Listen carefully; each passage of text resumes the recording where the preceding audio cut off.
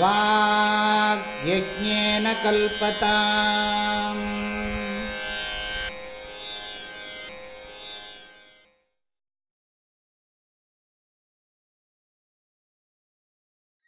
ஆதௌ நித்யாநித்யவஸ்து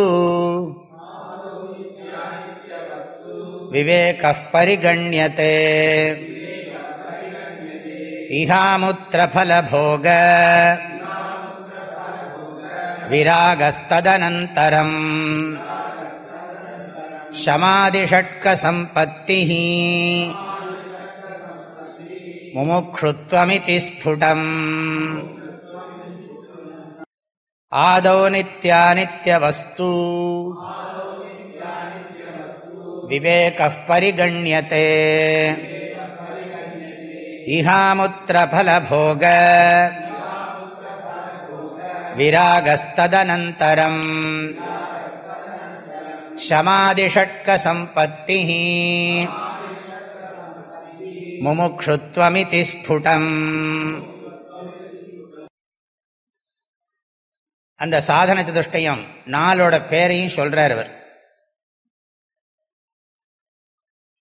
என்னதுன்னா ஆதௌ, ஆதௌனா முதலில், நித்யாநித்திய வஸ்து விவேகா, நித்தியம் அனித்ய வஸ்து விவேகமானது பரிகண்யதே, ஆதௌ பரிகண்யதே. நித்யானித்ய வஸ்து விவேகா ஆதௌ பரிகண்யதே. நித்யானித்ய வஸ்து விவேகம்தான் முதலில் கணக்கில் எடுத்துக்கொள்ளப்படுகிறது. முதலில் எடுத்துக்கொள்ளப்படுது ஆர்டர். ஆதௌனா அந்த ஆர்டர். விவேகம்தான் ஃபர்ஸ்ட் வேணும், முதல் குவாலிஃபிகேஷன். நித்யானித்ய வஸ்து விவேகா. அடுத்தது அனந்தரம் இஹாமுத்திர ஃபலபோக விராகா. ததனந்தரம், ததனந்தரம்னா என்ன அர்த்தம்? நித்யானித்ய வஸ்து விவேக அனந்தரம். விவேக நம்ம சிம்பிளா விவேகம்னு போட்டுக்கணும். இந்த இடத்துல விவேகம்னா நித்யானித்ய வஸ்து விவேகம்.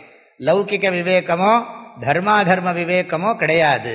இங்க நித்யானித்ய வஸ்து விவேகா, என் விவேகா போட்டுதான். நித்யானி என் ஏ விவேகா, நித்திய அனித்ய வஸ்து விவேகா. நித்திய வஸ்து அனித்ய வஸ்து விவேகம். இஹாமுத்திர ஃபலபோக விராகா. அதெல்லாம் விளக்கி அவரே சொல்ல போறார். இஹாமுத்திர ஃபலபோக விராகம் தான் ரெண்டாவது. அது நம்ம விளக்கத்தை அவரே சொல்றதே படிச்சுப்போம். நமக்கெல்லாம் தெரியும், தத்துவபோகத்தில் படிச்சதுனால. இந்த உலகத்திலையும் அந்த உலகத்திலையும் வேற ஏதாவது உலகத்துல, இந்த உடம்புல இருக்கிற போதும் சரி, இன்னொரு உடம்புல இருக்கிற போதும் சரி, அனுபவிக்கிற சுகம், அந்த சுகத்துக்கான பொருள்கள் வேண்டாங்கிற எண்ணம். சுகத்துக்காக வேண்டாம், உடம்பை காப்பாற்றுறதுக்கு தேவை. இந்த உடம்புக்கு ஆகாரம் வேணும், இருக்க இடம் வேணும், அதெல்லாம் வேணும். சுகம் அனுபவிக்கணும் அப்படிங்கிறதுக்கு ஒரு டிவி தேவையில்லை, ஃபோனு தேவையில்லை, அதெல்லாம் அந்த தேவையில்லை. அதை இந்த உடம்பை காப்பாற்றுறதுக்கு ஃபோன் வேணும்னு சொல்ல முடியுமா? நம்ம யாருடைய சம்பந்தம் வைக்கிறதுக்கு தானே ஃபோன் எல்லாம். அவங்க நம்மள்கிட்ட சம்பந்தம் வைக்கிறதுக்கு, நம்ம யார்கிட்டயா பேசுறதுக்காக தானே, காரியம் நடக்கிறதுக்காக தானே. இல்லாட்டி நம்ம இந்த உடம்பை காப்பாற்றுறதுக்கு ஃபோன் ரொம்ப அவசியம், தண்ணீரை போல அப்படின்னு சொல்ல முடியுமா? சொல்ல முடியாது. அப்போ இதெல்லாம் எதுக்கு சொல்கிறோம்னா, இங்கே எனக்கு இந்த உலகத்தில் சுகம் அனுபவிக்கணும்னு ஆசையே இல்லை. எனக்கு என்னது இந்த ப்ளஷரில், சென்ஸ் ப்ளஷர்லாம் என்ஜாய் பண்ணணும்னு ஆசையே இல்லை. அதுதான். இல்லை இன்னும் இல்லை, இது நீ நல்ல புண்ணியம் பண்ணினா இதை விட நல்ல உடம்பு கிடைக்கும், நல்ல வாழ்க்கை கிடைக்கும், அங்கே இதை விட சுகமாக இருக்கலாம்னா அதுவும் வேண்டாம் சுவாமி அப்படிங்கிறான் இல்லையா? அதுவும் ரொம்ப நாளைக்கு இருக்காது, வேண்டாம் அப்படின்னு சொல்கிறது தான். அதுக்கு பேர் இஹ அமுத்திர ஃபலபோக விராகா. இஹ ஃபலபோக விராகா, அமுத்திர ஃபலபோக விராகா. இங்கேயும்னா இந்த சரீரத்திலையும் எனக்கு பலம்னா என்ன, பொருள்கள், போகம்னா என்ன, அதனால வர்ற சுகம். விராகனா பற்றின்மை. இவ்வுலக பொருள் இன்பங்களில் பற்றின்மை.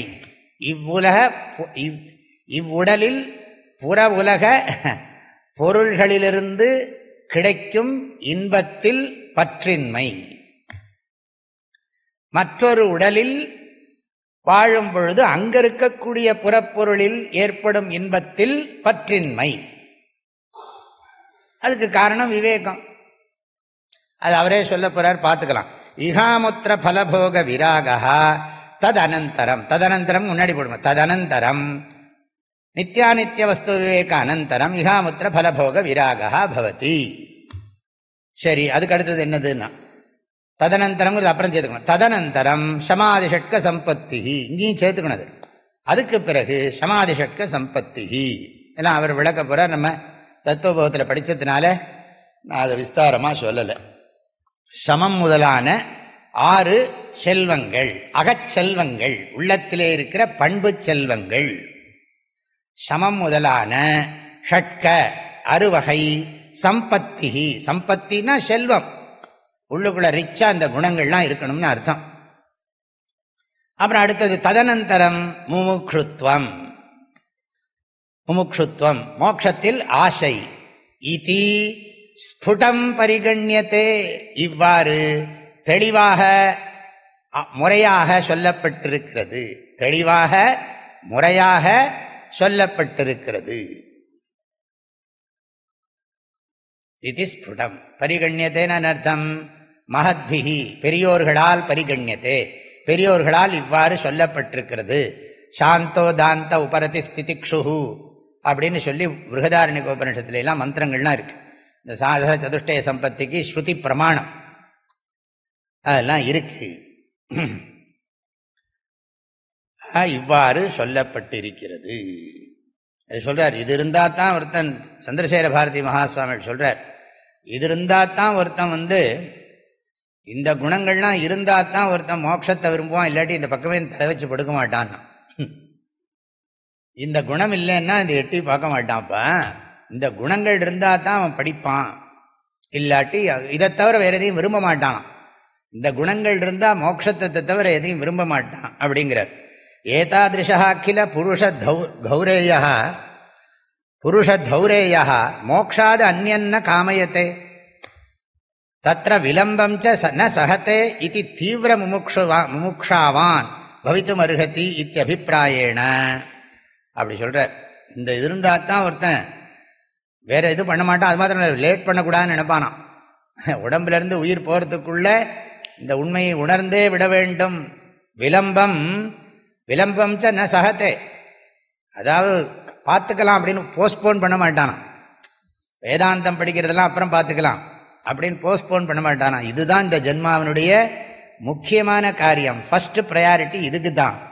அதெல்லாம் மற்றதெல்லாம் எனக்கு கிடையவே கிடையாது. செகண்ட் ப்ரையாரிட்டியே கிடையாது. Only one priority. மற்றதெல்லாம் இது என்னது, ஞான வைராக்கிய சித்தர்த்தம் பிக்ஷா.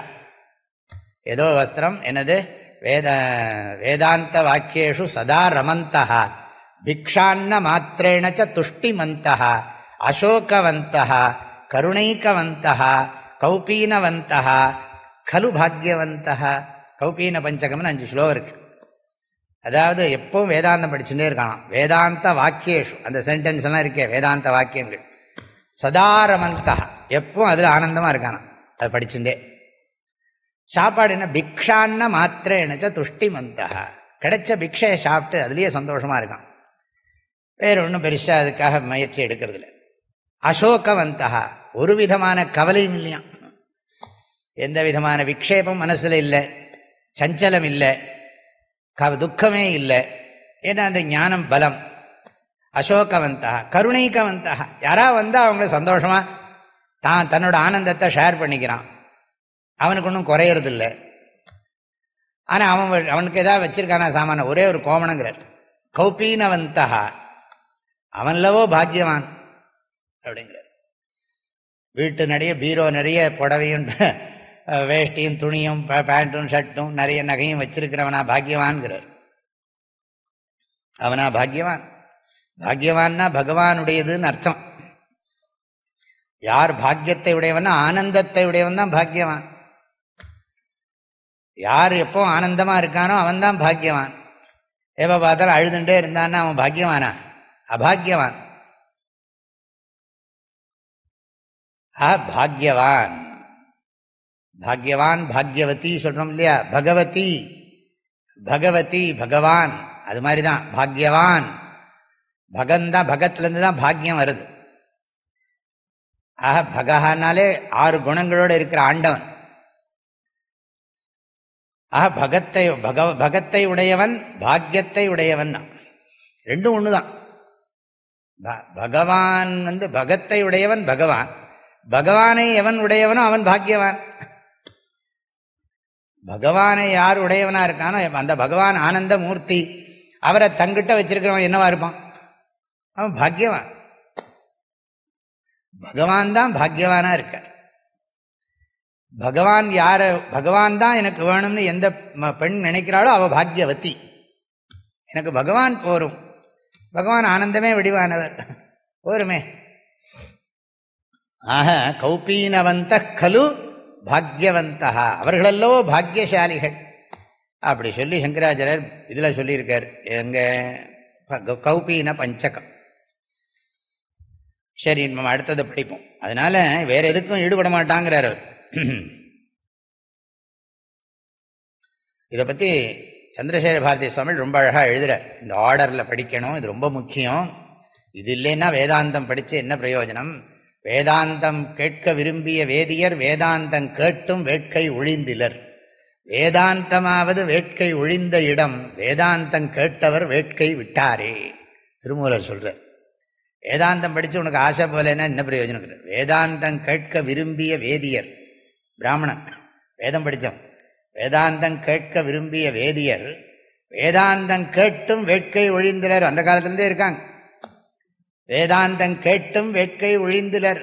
வேதாந்தம் ஊரே படிக்கிறதுன்னா அதுலயும் ஒரு குரூப் இப்படி இருக்குன்னு. வேதாந்தமாவது வேட்கை ஒழிந்த இடம்.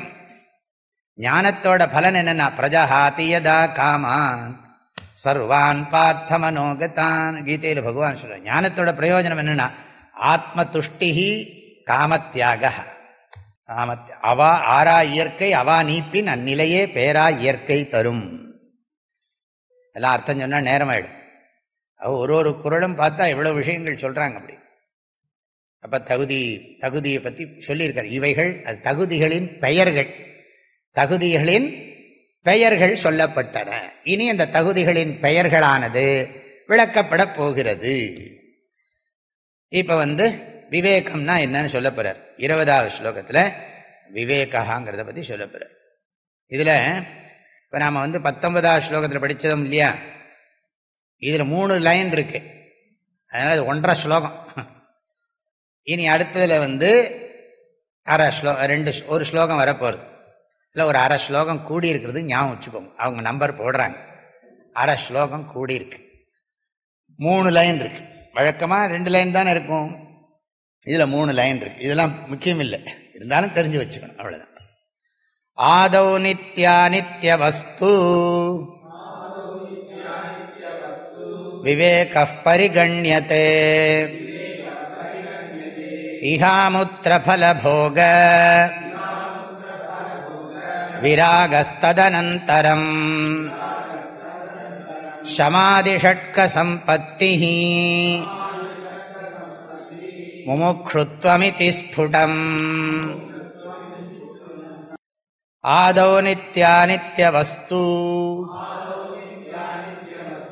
விவேகः பரிகண்யதே இஹாமுத்ர பலபோக விராகஸ்ததனந்தரம் ஷமாதிஷட்க சம்பத்திஹ முமுக்ஷுத்வமிதி ஸ்புடம்.